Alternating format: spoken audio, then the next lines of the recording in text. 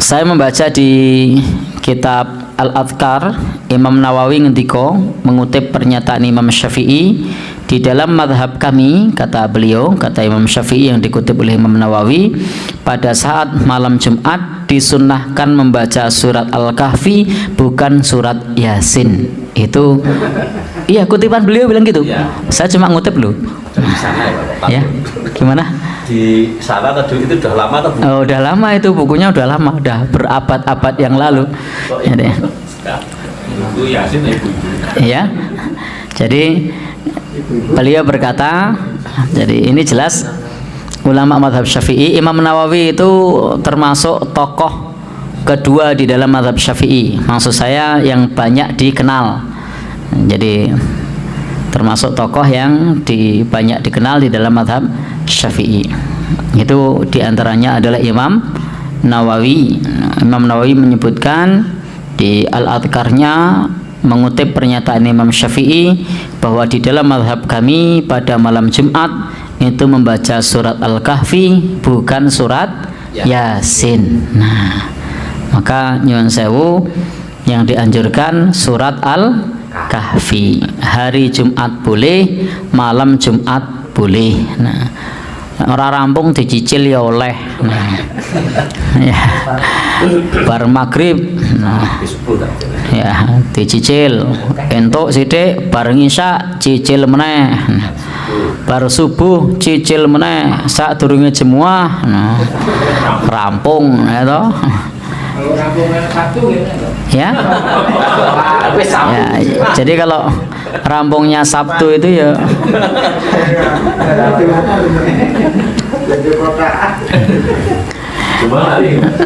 Jumatnya sudah baca Al-Kahfi tapi belum selesai. Maka kalau kita mau melakukan amal, sempurnakanlah. Innallaha habba idza amila ahadukum ayyutqinahu. Nah, Allah itu suka kalau kalian beramal mengitqonkannya, menyempurnakannya. Jadi surat Al-Kahfi di hari Jumat ternyata mengentuk 10 ayat. Nah, berkui setu ling rambung ke setu ya untuk 10 meneh. Ya, tekan Jumat meneh urung rampung. Ya, meskipun harus kita akui membaca Al-Quran ini setiap saat tetap berpahala, tetapi kalau untuk mendapatkan sunnah Al-Kahfi tadi ya dirampung ke. Nah, jadi bukan 10 ayat terus rampung. Baik, Bapak Ibu ingkang dipun mulyakaken Allah Subhanahu wa taala, al-iktsar minas salati wassalam ala Rasulillah. Memperbanyak salawat dan salam untuk Rasul sallallahu alaihi wasallam. Memperbanyak salawat dan salam untuk Rasul sallallahu alaihi wasallam. Nabi ngendika, "Aktsiru alayya minas salah." Perbanyaklah untukku salawat yaumal jum'ah, pada hari Jumat, atau lailatul jum'ah, pada malam Jumat. Nah, faman fa'ala dzalika, sing sapa wong melakukan itu, maka Nabi menjadi saksi dan syafaat pada hari kiamat. Jadi di antara sebab mendapat syafaat Nabi menika memperbanyak sholawat. Sholawat Nabi itu pahalanya besar, pahalanya banyak. Antara lain niku wau salah satu cara menggapai syafaat Nabi, perbanyak mengucap sholawat. Napa melih? Sallallahu alaihi bi asyara. Allah numurnaken rahmat maghfirah 10 kali lipat. Apalagi warufi'alahu asyru darajat, derajatnya diangkat 10 derajat. Apalagi wahuttat anhu asyru khotoyat, dihapus baginya 10 dosa. Jadi ada banyak keutamaan sholawat. Sholawat yang dimaksud ucapan seperti sholawat Allahumma sholli ala Muhammad, atau sholawat sallallahu alaihi wasallam, atau sholawat di dalam sholat. maka itu keutamaannya banyak. Jadi sholawat yang dimaksud bukan sholawat syair-syair modern, bukan. Kalau syair-syair modern itu ya hukumnya hukum syair saja, bukan merupakan sholawat yang dituntunkan untuk ibadah. Sholawat yang paling sederhana apa?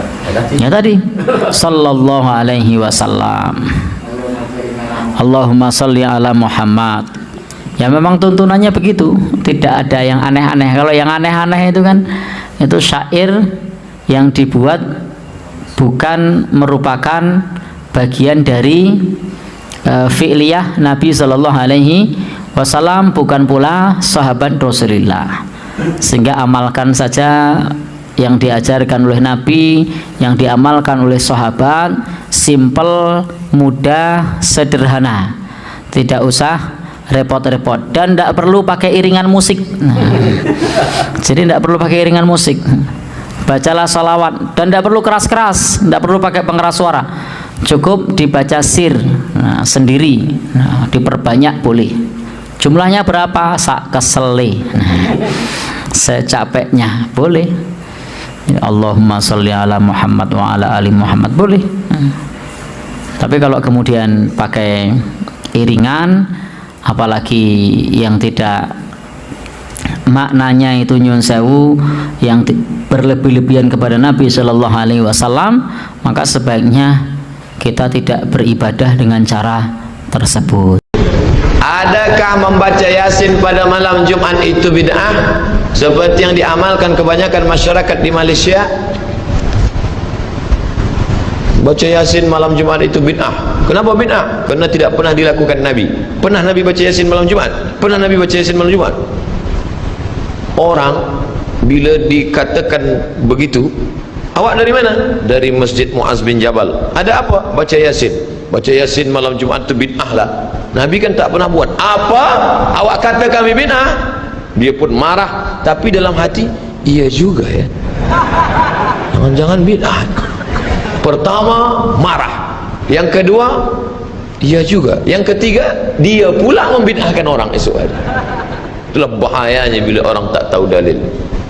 Sekarang saya tanya, baca Yasin malam Jumat itu bid'ah apa tidak? Bid'ah kan? Tapi tak pernah dibuat Nabi. Semua yang tak pernah dibuat Nabi bid'ah. Pernah tak Nabi tunjukkan saya mana dalil Nabi baca Yasin malam Jumat? Pernah tak dibuat Nabi? Tak pernah. Kalau gitu bid'ah. Dah banyak yang ragu kan? Sunnah itu ada 3. Yang pertama qaul, cakap. Yang kedua fi'il, perbuatan. Yang ketiga takrir, Nabi diam.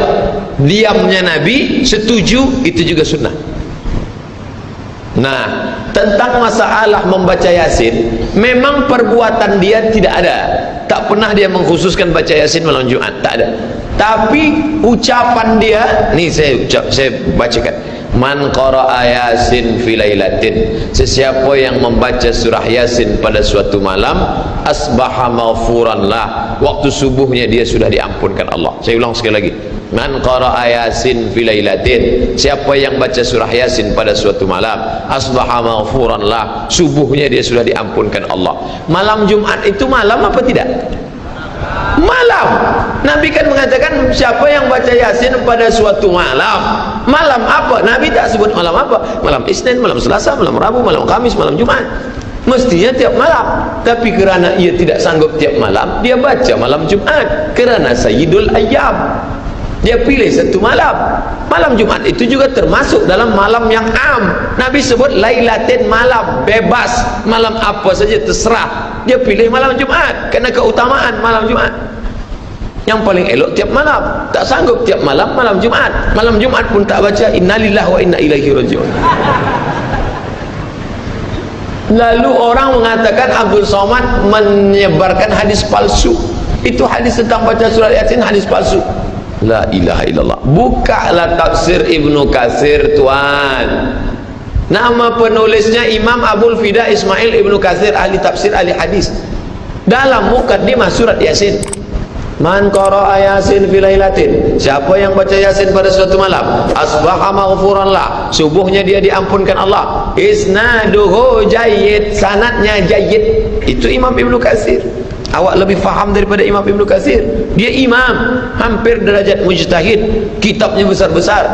Al-Bidayah wan Nihayah Ibnu Katsir, At-Tafsir Quranil Azim Ibnu Katsir. Dia katakan itu tidak hadis dhaif, tapi hadis sanadnya jayyid, layak diamalkan, baik. Ya, sila baca surat Yasin. Tapi membacanya mengapa beramai-ramai? Yasin beramai-ramai.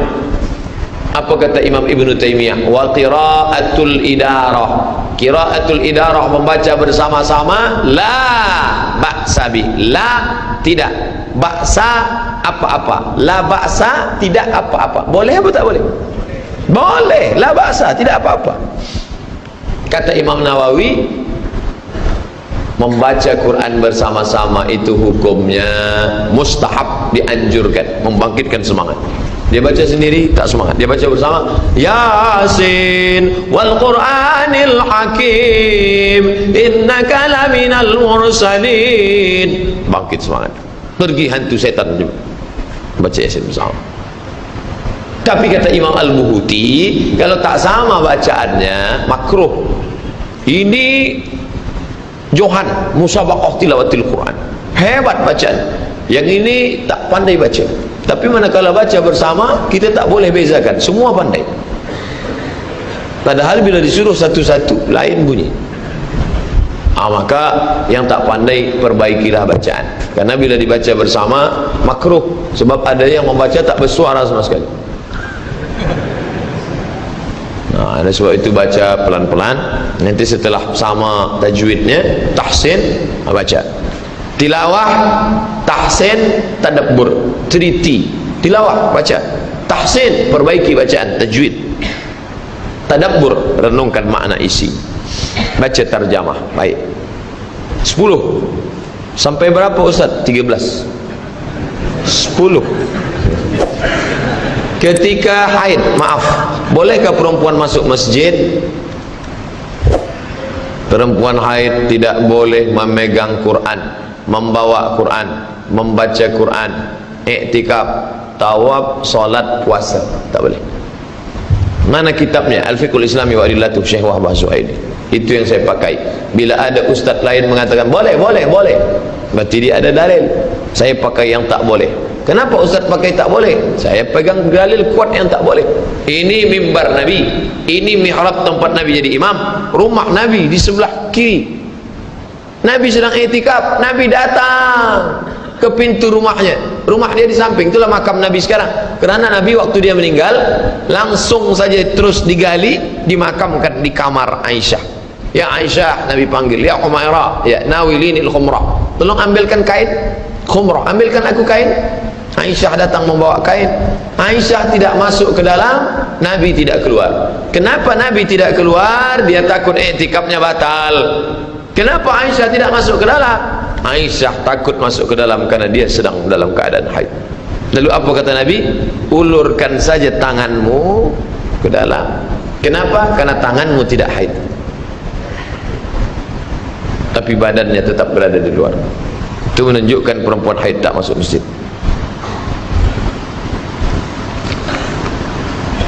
Sampai mana had-had batas masjid yang boleh dilalui? Apakah bilik-bilik dalam masjid termasuk dari masjid? Ada orang yang berpemahaman semua yang di bawah atap masjid adalah masjid. Jika semua yang berada di bawah atap masjid adalah masjid, maka semua yang berada di atas dosa besar. Kenapa? Karena maaf, buang air kecil, kencing dalam masjid, di atas ada toilet, dan dia masih di bawah atap masjid. Maka yang dimaksud dengan masjid bukan semua yang di bawah atap masjid, tapi yang biasa dipakai untuk solat. Lalu masjid Muaz bin Jabal ni, mana yang masjid itu? Nih, yang biasa dipakai, kaca ke dalam ni. Adapun itu balkonah kata orang Mesir, teras, itu di luar adalah memang biasa masjid dulu, masjid Sultan Melayu zaman dulu memang sengaja dibuat macam itu kerana gunanya untuk maaf untuk perempuan yang sedang uzur dalam keadaan halangan. Tapi mohon maaf, bukan saya cakap tuan dalam keadaan uzur, maknanya kerana kita sedang penuh sekarang, melimpah ruah sampai keluar. Tapi artinya yang dimaksud dengan masjid tempat yang biasa solat berjamaah zuhur, asar, maghrib, hanya sebatas ini saja. Yang luar itu, maka itu adalah tempat yang dibolehkan. Bila dalam keadaan ada perempuan haid berhalangan, dia dengarkan tausiah, tazkirah, tapi ada pengeras suara mikrofon, dengar suara dari luar, atau ada television untuk pandang, tengok, dengar suara kajian ustaz. 11. Sah atau tidak kalau solat mengangkat kedua kaki ketika sujud? Macam mana mengangkat kaki sujud? Bila sujud, kedua ujung kaki ke lantai, tapi ikhtilaf antara mazhab Syafi'i dengan Hambali. Mazhab Syafi'i, kedua kakinya dilebarkan. Ini kaki, kedua kaki lebar. Ujung kaki, nih, kedua kaki lebar. Sedangkan mazhab Hambali, kedua kaki rapat. Mazhab Syafi'i, kedua kaki lebar. Nanti bila ada, nanti ustaz mengatakan bila sujud kedua kaki rapatkan, itu Hambali. Sedangkan mazhab Syafi'i kedua kaki jarangkan. Karena waktu tegak kaki jarang, waktu rukuk juga jarang, waktu sujud pun dijarangkan. Nah ini, kaki turun ke bawah. Tiba-tiba masa kepala dia turun, naik kakinya ke atas. Kenapa dia angkat? Kalau dia berkeyakinan, berpemahaman bahawa perbuatan ini diajarkan Nabi, masuk dalam perbuatan bid'ah, karena tak ada dalil sama sekali. Dia sedang membuat suatu amalan. Kalau dia tidak tahu, jahil, kita bagi tahu, jangan lagi engkau buat. Kenapa engkau angkat? Kaki engkau mestilah turun ke bawah dan menghadap kiblat. Itu. Apakah batal? Tidak, tak batal. 13. Mana 12? Begitu ditulis langsung 13. Terakhir, apa pendapat Ustaz kencing berdiri? Adakah hadis menyebut Nabi kencing berdiri? Ada. Bagaimana kami temukan hadis itu? Buka program pencari hadis, searching, tulis di search Subatoh, sin ba alif po ta, Subatoh. Nanti dapat hadis dalam Sahih Bukhari, Nabi kencing di Subatoh. Subatoh tempat buang sampah. Waktu itu darurat, tak ada tempat, Nabi kencing Subatoh. Itulah satu-satunya hadis menunjukkan kencing berdiri. Nanti bila ada orang berhujjah dengan itu, boleh kata dia. Tidak boleh, kerana hadis itu dalam keadaan darurat. Adapun dalam keadaan tidak darurat, bukan emergensi, maka tetap dia tetap apa bahasa Malaysia, cangkung, jongkok, ya, ke bawah. Kenapa? Karena air kalau dia tumpah dalam keadaan tegak, dia tak habis. Tapi kalau dalam keadaan cangkung ke bawah, maka habis. Kalau dia tak habis, maka menggumpal menjadi batu, menjadi penyakit, maka habiskan. Maka Nabi SAW habis. Lalu makna lain juga, bika tegak, air jatuh ke bawah, memercik, sehingga air percikannya naik ke kaki, naik ke kain, menimbulkan waswasah. Oleh sebab itu maka kita ikutkan sunnah Nabi SAW. Mazhab Maliki mengatakan tegak itu makruh, tak sampai pada haram. Itulah tajuk kaji kita malam ini. Mudah-mudahan ada manfaatnya. Lebih kurang dari mulai pukul 9, sekarang pukul 10.35, 40, lebih kurang 100 minit saya sampaikan tazkirah malam ini. Mudah-mudahan menjadi amal soleh buat kita semua.